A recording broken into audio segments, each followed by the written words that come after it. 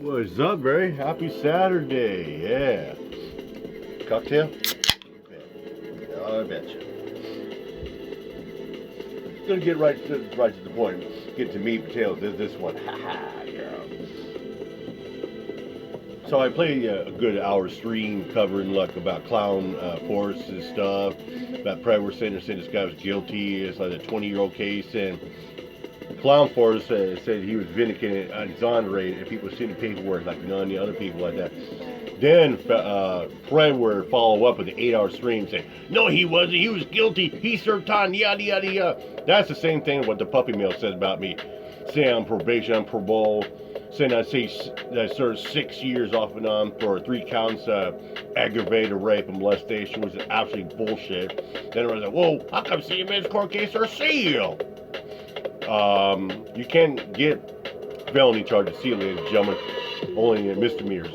Yeah, when a misdemeanor case is closed and resolved, guess what? It becomes expunged and sealed. So there, have that fun about that one. But then let's have the fun with this. Oh yeah, Revolution Radio. Starting with Eric Shokers making up lies, how he was going to exonerate Mark Connors, and how Revolution Radio was hiding pedophiles. Yeah. Oh, who was the main stars up in Revolution? Well, another Erica who wears mascara and lipstick, Erica Crotchfire, and Lord Alexander Shaw. Ho ho! Yeah. There we go. Let it roll for a couple minutes. Where's it going? No one on my list to use that battle. You better be careful, dude, because you are mixed up with some people who really are part of a fucking child trafficking pedophile ring. Fucking idiot. And you're coming out and defending them now. Go ahead, though. Somehow you're going to expose me as being something like that? Is that where this is going? Wow, you are fucking dumb. What? Blanket statements like that are only made by morons. I gotta feed the cat, get some breakfast. I know people like OJM are on the case. OJM and Follow Mom, they're on the case, right? You know who Spitfire hangs with and what he does, right? Who do I hang with? Yes, easy, who do I hang with? What's up with What are we? Like Protector. What's the time of the week? Protector? Or something a lot bigger. But we Who are we protecting? Thank you. We're having a great Right. weekend.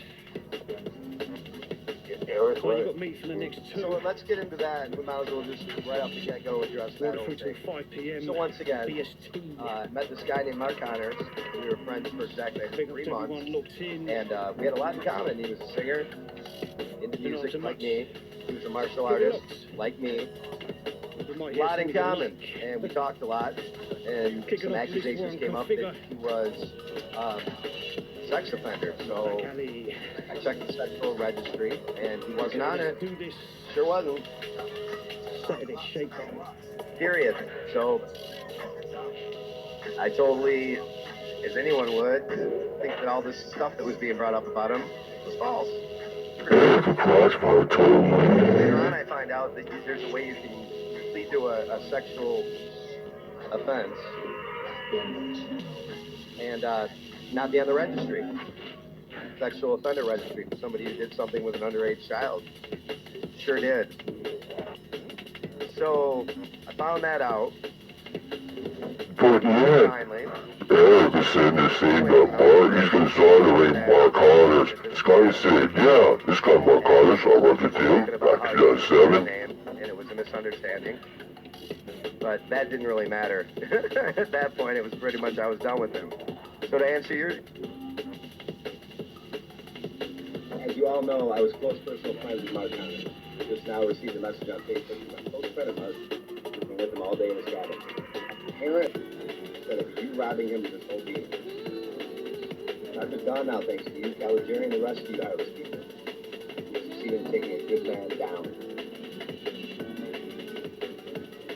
Next couple days, all they're doing is show proving his innocence, exonerating him of these horrific claims. Oh, what's that? Did you hear that? Eric said he's going to exonerate Mark Connors. He's going to prove his innocence. Eric's going around saying, oh, that victim set him up. He got away with by that victim.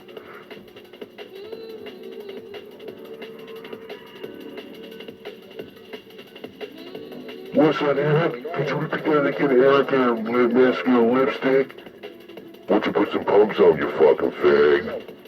back to the beginning.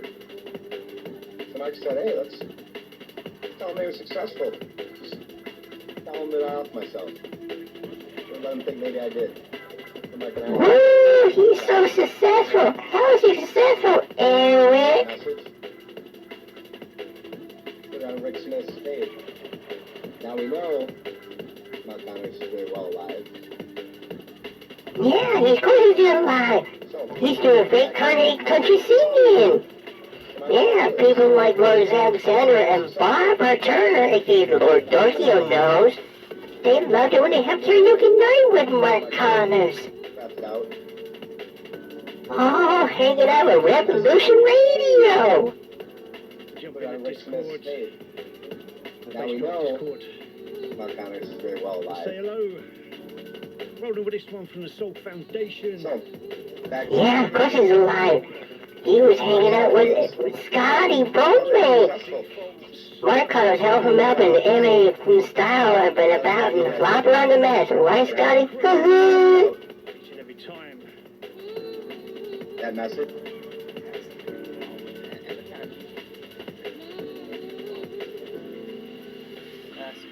Yeah, Scorpio man used to hang around Mark Connors. They were bros and buddies.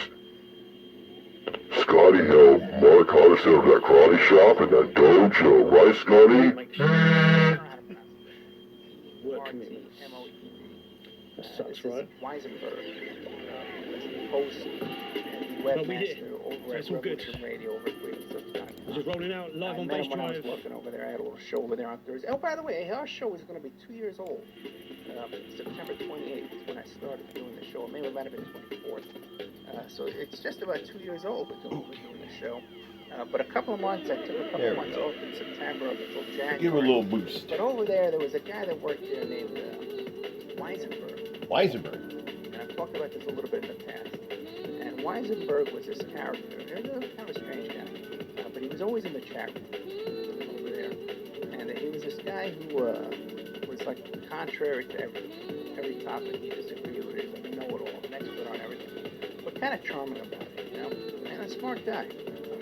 So he had a radio show over there too where he talked about prepping, and it was a kind of a stupid show. The show was very boring. I don't think any of the listeners at all.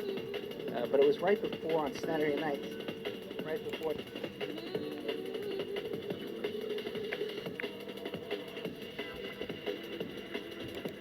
Douglas Stevens show. So, and I would always get confused. I couldn't remember if Doug's show came on at 7 or if it came on at 5. So I used to tune over there at 5, and then I'd hear this guy Weisenberg, and I'd just kind of sit through his show. And he was always in the chat room and stuff like that. So it turns out that hits the news. He's living down there in Virginia. His roommates in his house, and it hits the news down there in Virginia that DHS was investigating a child pornography case, and they showed up at his door because they traced it back to his IP address, his internet service provider. So they showed up at his door. They let him in. They go up to his bedroom. The door's open. And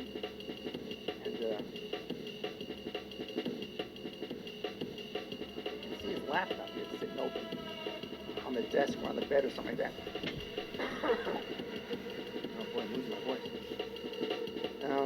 And they can see that on his laptop right there is that it's open to a website that's dedicated to discussing and trading child pornography. So they talk to him, he admits it's him. First he tries to say, oh, he's doing his little undercover investigation, his own investigation. Then he admits that it was his, and then he's guilty about it, he felt bad. Can he go? He's going to throw up. He goes to the sink and throw up in the sink. He grabs a knife and tries to cut his throat. They take him to the hospital, but then when he's released, he tries to escape, but they finally arrest him. Department of Homeland Security arrest. I got a copy of the criminal complaint. And I gotta make a point. To make that available, where are we gonna put it? I guess I can move some of this stuff in the member section. But it's really disgusting what's in this complaint. And he has all these different videos and stuff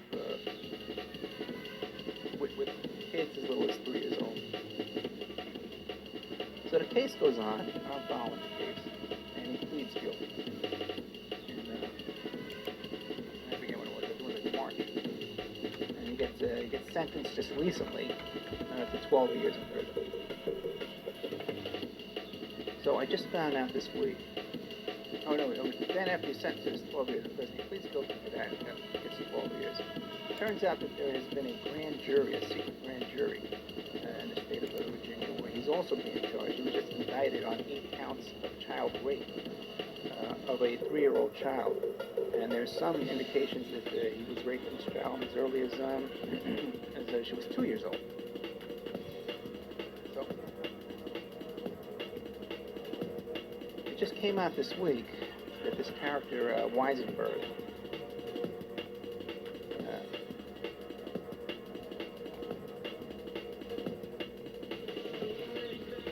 he's recanted his confession and his guilty. At Arizona State University, we offer a wide variety of degree programs.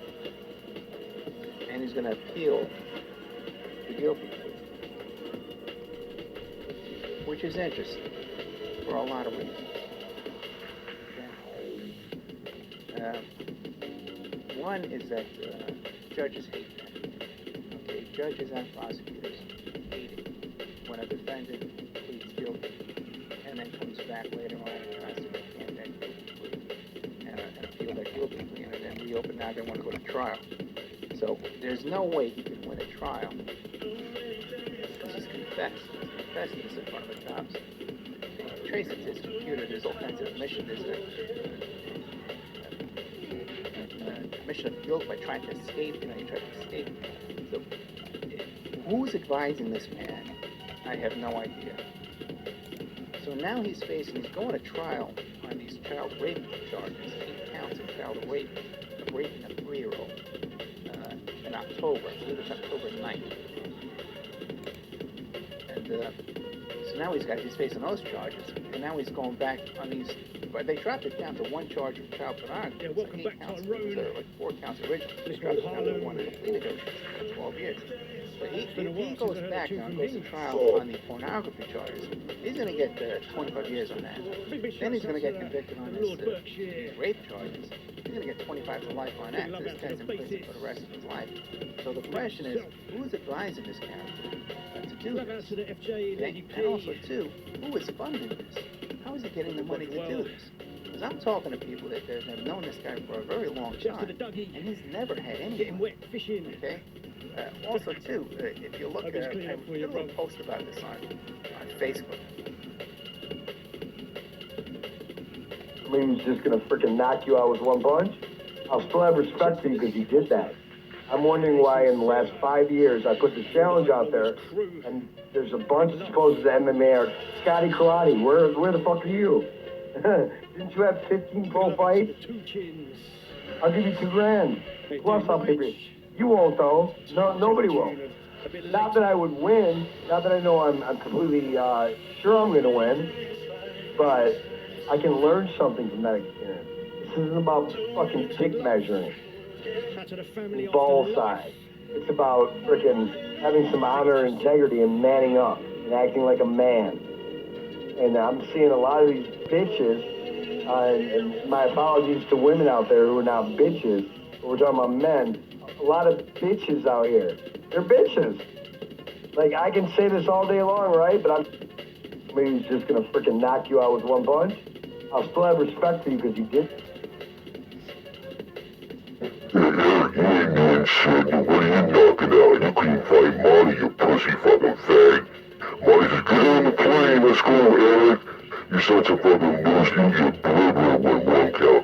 You get knocked out faster than butter bean, man. Just like Scotty, boom, Eric, put some lipstick on, put a fucking t-shirt on your fag. Alright, I'm out here, my truck, peace out.